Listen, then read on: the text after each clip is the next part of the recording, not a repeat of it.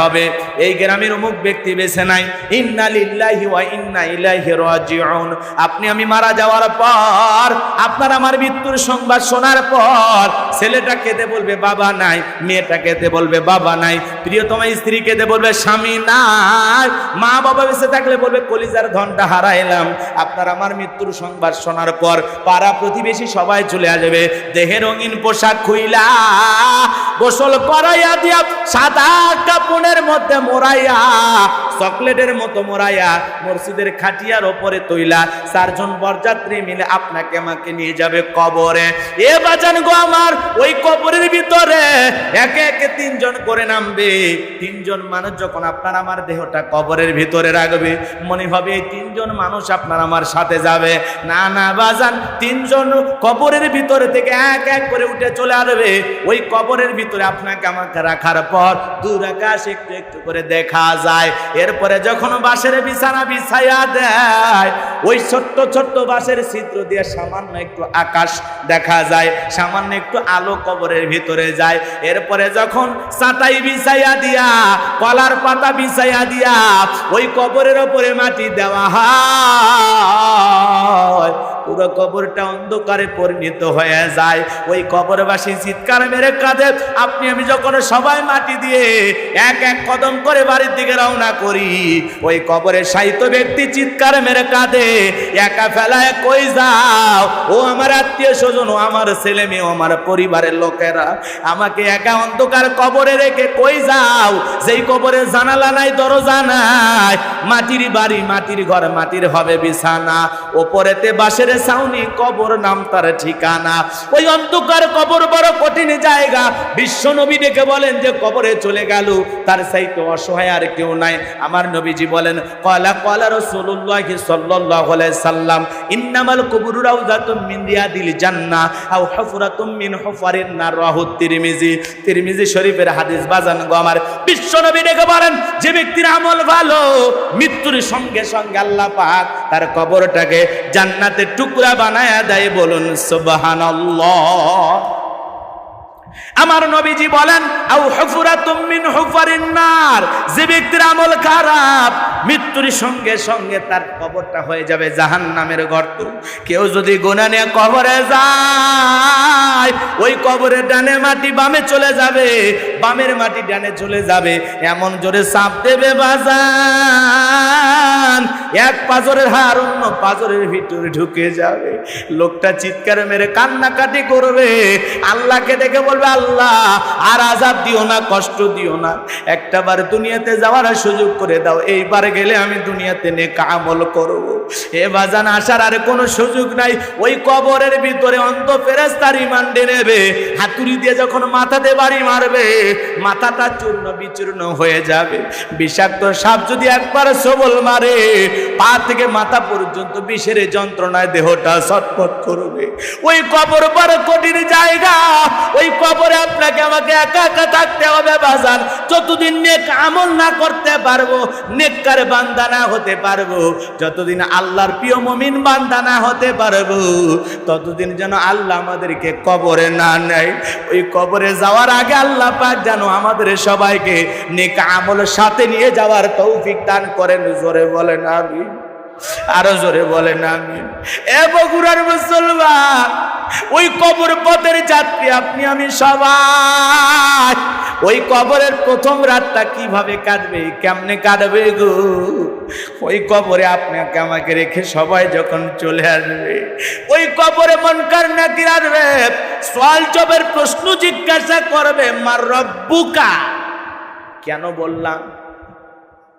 উদ্দেশ্য বোঝেন নাই মনে হয়। ইন্নাল্লাযীনা ক্বালু রাব্বুনাল্লাহ, নিশ্চয়ই যারা বলে আমি তাদের রব, রুহের জগতে রব, জীবনের পরতে পরতে রব, কবরে ঢোকা মাত্রই এক নাম্বার প্রশ্ন, মার রব্বুকা, তোমার রব কে?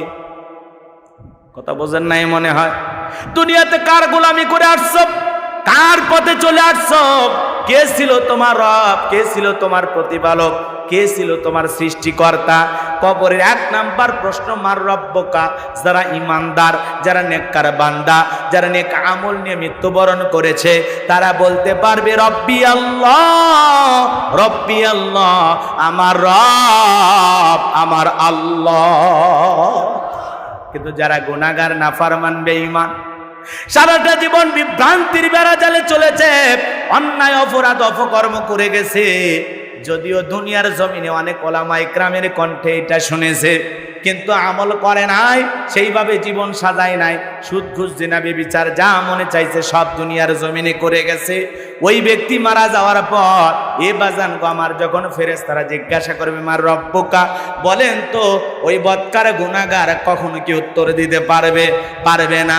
এ বাজান গো আমার লম্বা হয়ে যাবে, বিলম্ব করব না। হুজুর এত কথা কেন বলতেছেন? কারণ আছে, কারণ আছে। ওই কবরের 1 নাম্বার প্রশ্ন, মার রব্বুকা, তোমার রবকে, তোমার রবকে। তাহলে দুনিয়াতে সেই রবের গোলামি করার দরকার আছে না নাই? আরো জোরে বলেন, দরকার আছে না নাই? কেন রবের গোলামি করব? কারণ আসমান জমিনে আপনি আমি যা কিছু দেখতে পাই সবকিছু আল্লাহ পাক আপনারা আমাদের জন্য সৃষ্টি করেছেন। কথা বলেন ঠিক কিনা? আমার আল্লাহ পাক বলেন হুয়াল্লাযী খলাকালাকুম মা ফিল আরদি জামিআ। আল্লাহ ডেকে বলে বান্দা, পৃথিবীতে যা কিছু দেখো সব কিছু আমি আল্লাহ পাক তোমাদের জন্য সৃষ্টি করেছি।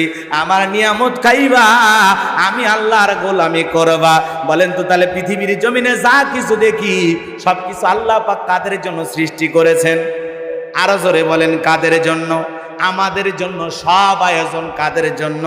আমাদের জন্য। আমরা হলাম আশরাফুল মাখলুকাত, আল্লাহর ভিআইপি সৃষ্টি। কথা বলেন ঠিক কিনা? এ বাজান গো আমার, সেই আশরাফুল মাখলুকাত, আল্লাহর প্রিয় সৃষ্টি, এই জমিনে যখন একটু রাজত্ব পায়, একটু পাওয়ার পায়, একটু ক্ষমতা পায়, নিজেকে রব বলে দাবি করে, আনা রব্বুকুমুল আলা।